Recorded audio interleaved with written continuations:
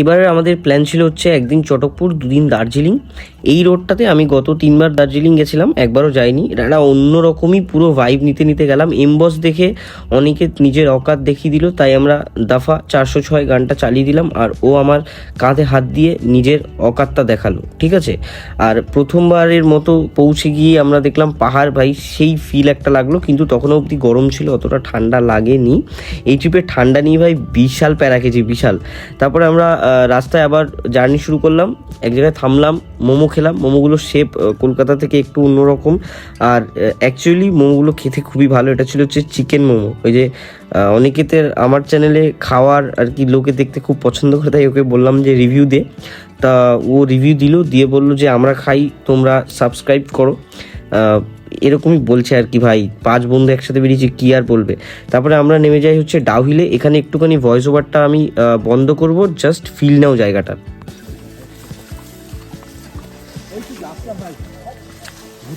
আস্তে আস্তে ভাই,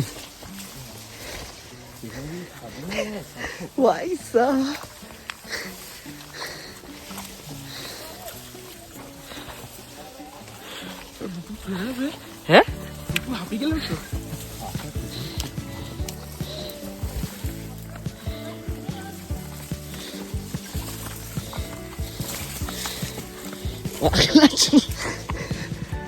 যাই হোক, অনেক ফিল নিয়ে নিয়েছো। ঘটনাটা বলি, এটা হচ্ছে সেই ডাউহিলের চার্চ, যেটাতে মানে কাউকে যেতে দেয় না, স্যাটানিক একটা ব্যাপার আছে বলে। তাই আমরা কোনো কিছু ছুলাম না ভাই, কিন্তু জায়গাটার মধ্যে একটা অদ্ভুত নেগেটিভিটি চলছিল আর কি। মানে একদম অতটা দেখে মানে অতটা খুশি লাগছিল না ব্যাপারটা। এটা একটা মানে এই চার্চটাতে কাউকে যেতে দেয় না, ভিতরে পুরো একদম কাটা তার দিয়ে ঘেরাটেরা। তাও তারের কিছু জায়গা ফাঁকা, কেউ হয়তো এখনও যায় ভিতরে পাহাড়ে। তারপরে মোটামুটি আমরা চলে গেলাম ভাই, মেঘ ফেক পুরো চলছে, সেই ভাইব পাচ্ছি। আমরা এবার পৌঁছাবো হচ্ছে চটকপুরে। তোমরা সাবস্ক্রাইব করে নাও, প্রতিনিয়ত এরকম ভিডিও আসবে ভাই, ভালো ভালো।